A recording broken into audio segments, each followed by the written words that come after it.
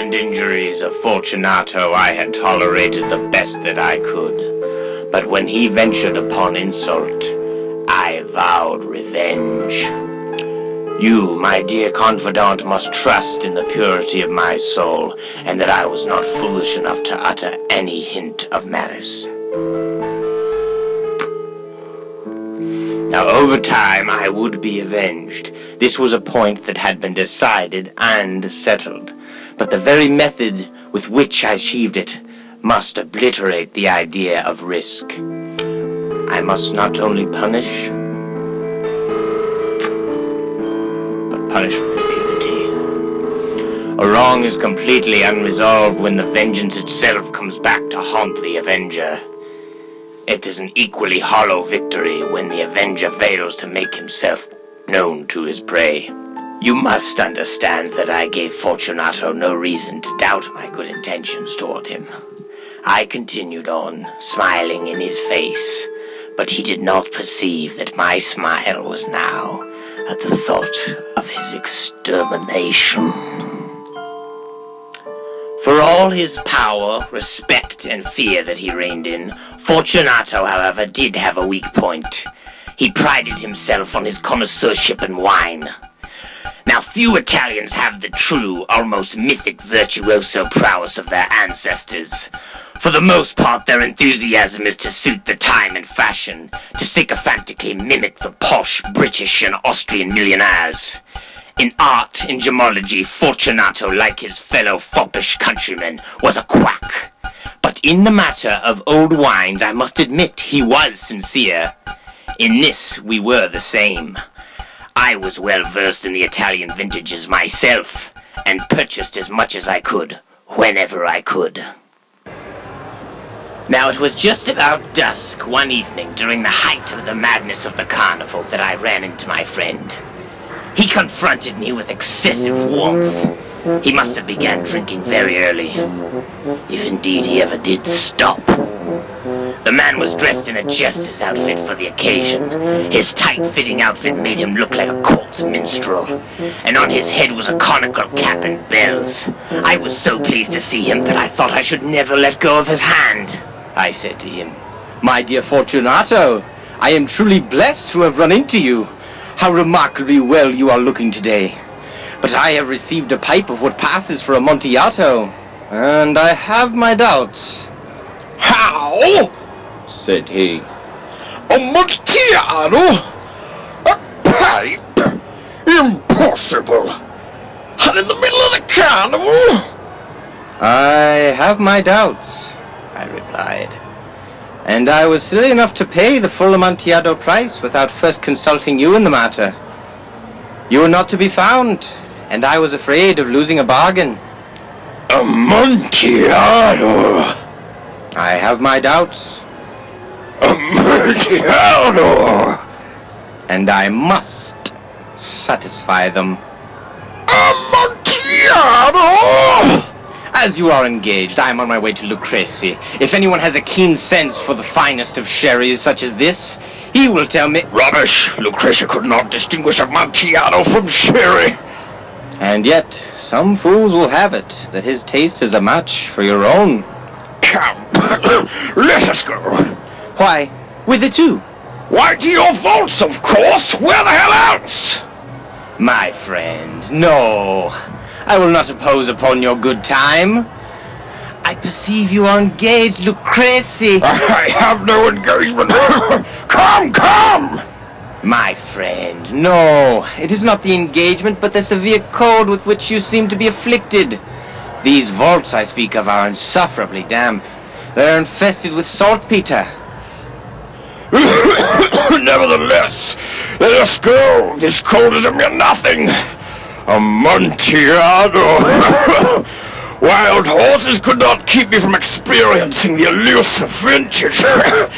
And as for Lucrezia, you cannot distinguish sherry from Amontillado." Thus speaking, Fortunato grabbed a hold of my arm, clumsily placing his black mask over his face and drawing his lavish cloak closely over my person. Gritting my teeth, I allowed him to hurry me to my palazzo. There were no attendants at home. They had all left early to make merry in honor of the festival. I had made certain that they should not return until the morning, and had given them explicit orders not to stir from the house. These orders were sufficient, I well knew, to ensure their disappearance one and all, as soon as my back was turned. I took 2 torches from their brackets, and giving one to Fortunato, leading him through several suites of rooms to the archway that led into the vaults. I passed down a long and winding staircase, requesting him to be cautious as he followed. After several moments, we reached the foot of the descent. Standing together upon the damp ground together, we were deep in the underground mausoleum of the Montresors. My friend's movements were unsteady, and the bells upon his cap jingled as he strode. Ah, yes, the pipe. Oh, it is just a little bit farther along, said I. But observe the white webwork which gleams from these cavern walls. Saltpeter?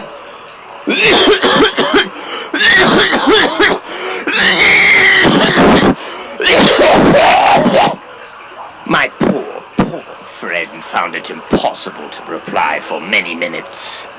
Come, I said with decision. We will go back. Your health is of paramount importance. You are rich, respected, admired, beloved. You are happy, as I once was. You are a man to be missed. Think of how a man in my position would look if something were to happen after bringing you here. We will go back. You will be ill. Besides, there is Lucrezi. Enough! The cough is a mere nothing. It will not kill me. A slight cough will not be the end of the illustrious Fortunato. True enough, I replied. And indeed, I had no intention of making you fearful for your health. But you should use all proper precaution. A draught of this fine vintage, Medoc. It will defend us from this damp. Here, I created a makeshift wine glass by knocking off the neck of a bottle, which I drew from a long row of others scattered across the darkness. Now drink, I said, handing him the wine. He raised it to his lips with a greedy leer. He paused and nodded to me in thanks, while his bells jingled. I drink to the buried that decompose round us. And to your long life. He took my arm again, and we proceeded. These vaults, they are seemingly endless. The Montresors, I replied, were a powerful and most extensive family. I forget your coat of arms. It is a huge human foot of gold in a field of blue. The foot crushes a viper whose fangs are embedded in a heel. Ah, yes. And the motto? No one attacks me with impunity. Marvelous! The wine sparkled in his eyes and the bells jingled. My own fancy also grew warm with the wine. We had passed through long walls of piled skeletons, with casks and pillars intermingling into the innermost recesses of the subterranean cemetery. I paused again, and this time I made a firm point to seize Fortunato by an arm above the elbow. The saltpeter, said I. See, it increases. It hangs like moss upon these vaults. We are below the river's bed. The drops of moisture trickle among the bones. Come, we will go back before it grows too late. Your cough. It is nothing. Let us go on. But first, I think I may require another draught of that fine vintage. I broke and reached him a new flagon of wine. He emptied it at a breath. His eyes flashed with a fierce light. He laughed and threw the bottle upwards, making a strange hand gesture that I myself did not understand. Looking at him in surprise, he repeated the movement, a grotesque one. You do not comprehend. Not I replied. Well, then you are not part of the Brotherhood, then. How now? You are not of the Masons? Yes. I said. Yes, yes! You? Impossible! You are no mason! I assure you, I am indeed a mason, I replied. A sign! The sign, then! It is this, I answered, producing from beneath the folds of my cloak a trowel. Oh, you jest! He exclaimed, recoiling a few paces. But come, let us proceed to the Amontillado. Be it so, I said, replacing the trowel beneath the cloak again, and offering him my arm once more. He leaned upon it heavily. We continued our route in search of the Amontillado. We passed through a range of low arches, and descending again we arrived at a deep crypt, in which the foulness of the air dimmed our torches to a mere glow.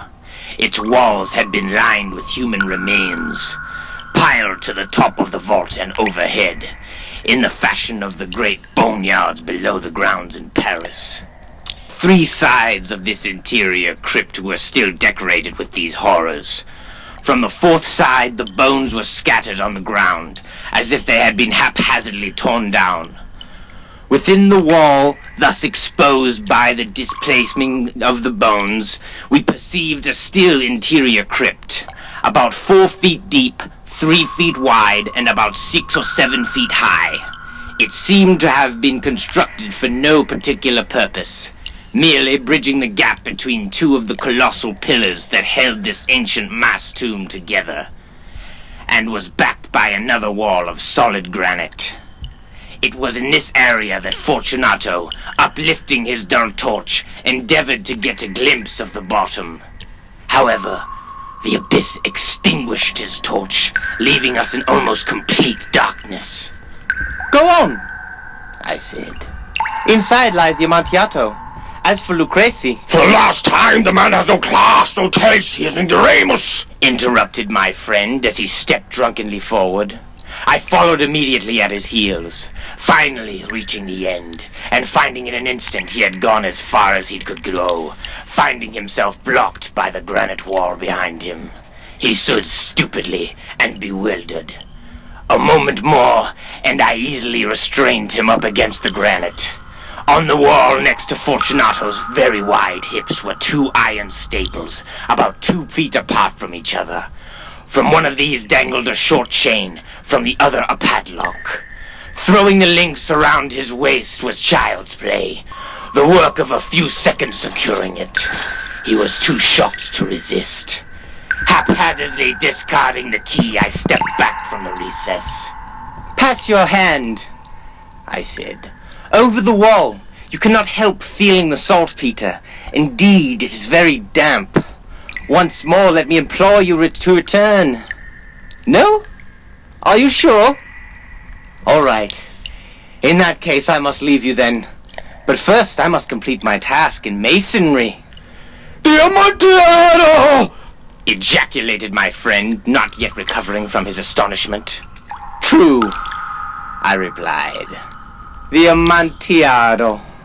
As I said these words, I busied myself amongst the pile of bones of which I briefly mentioned earlier. Tossing them aside, I soon uncovered my supply of bricks and mortar. With these materials and with the aid of my trowel, I began to work diligently in immuring my prisoner. I had scarcely laid the first row of bricks when I discovered that the intoxication of Fortunato was worn off almost completely. The first thing that hinted me to this was the low, moaning cry from the depth of the recess. It was not the cry of a drunken man. There was then a long and unnerving silence. I laid the second layer, and the third, and the fourth, and then I heard the furious rattling of the chain. The noise lasted several minutes, during which that I might listen to it, savoring the moment. I ceased my labors and sat down upon the bones. When at last the clanking subsided, I resumed the trowel, and finished without interruption the 5th, the 6th, and the 7th levels. The wall was now completely up to my chest. I again paused, and holding the torch over the masonwork, threw a few feeble rays upon the puling figure within. A succession of loud and shrill screams burst suddenly from the throat of the chained victim, seemed to thrust me violently back into reality. For a brief moment I hesitated, trembling, but I unsheathed my long sword and I began to tap at my handiwork and the little spaces left over, reassuring myself of its sturdiness. I placed my hand upon the fine work of the burial ground and felt satisfied. I reapproached the wall. I replied to the yells of him who was clamoring. I re-echoed. I aided, my screams matched, and even began to rival his own. But the clamorer grew quiet shortly thereafter. It was now midnight, and my task was drawing to a close. I had completed the 8th, the 9th, and the 10th tier. I had finished a portion of the last and the 11th. There remained but a single stone to be fitted and plastered in. I struggled with its weight for a moment. I placed it partially in its destined position. But now, there came from out of the middle school void a low laugh that made the hairs on the back of my neck stand straight up. It was succeeded by a quiet and sad voice, which I had difficulty in recognizing as the noble Fortunato. The voice said, "Oh yes, what a very good joke indeed. An excellent jest. We will have many a rich laugh about it at the festivities. over some wine, of course." The Amontillado, I said. Yes, the Amontillado. But is it not getting late? Will they not be expecting us, my good wife and the rest, you know? Come, please, let us be gone. Yes, I said. Let us be gone. For the love of God, Montresor! Fortunato! But I may as well have been talking to myself. Growing impatient, I called aloud, "Fortunato!" No answer still. I thrust the torch through the remaining opening and let it fall within. There came forth in return only a jingling of bells. My heart grew sick. It was the dampness of the necropolis that made it so. I hastened to make an end of my labor. I forced the last stone into its position. I plastered it in. Against the new masonry, I carefully placed the bones back in their original formation. For the half of a century, no mortal has disturbed them. May they rest in peace.